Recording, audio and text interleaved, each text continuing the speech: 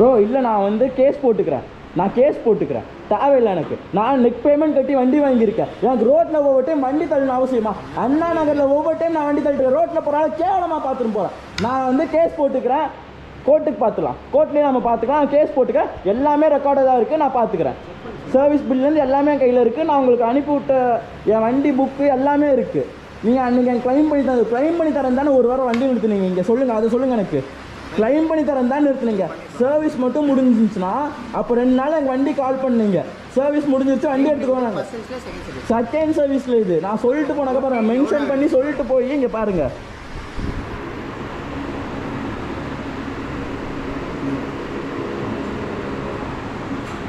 எல்லாம் ப்ரூஃப் கேட்டு நான் அனுப்பி விட்டு வண்டி நிறுத்திட்டு போயிருக்கேன். க்ளைம் பண்ணி தராமல் நான் ரெடி பண்ணிட்டேன். நீங்கள் ஓட்டுங்க சரியாகாதுன்னா நான் விட்டு போனது என்ன வேலைக்கு? நீங்கள் ரெடி பண்ணுங்க, க்ளைம் பண்ணுங்கன்னு தானே விட்டு போனது.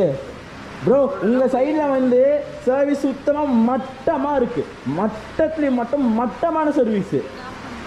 நான் ½ அன் ஹவரில் வரேன். எனக்கு இது ஒரு சொல்யூஷன் வேணும். இல்லைன்னா நான் கோர்ட்டில் தான் பார்ப்பேன். டீ கடைக்கு போய்ட்டு வரலாம். கைஸ் டீ மாதிரி பண்ணுறானுங்க கைஸ் சர்வீஸு.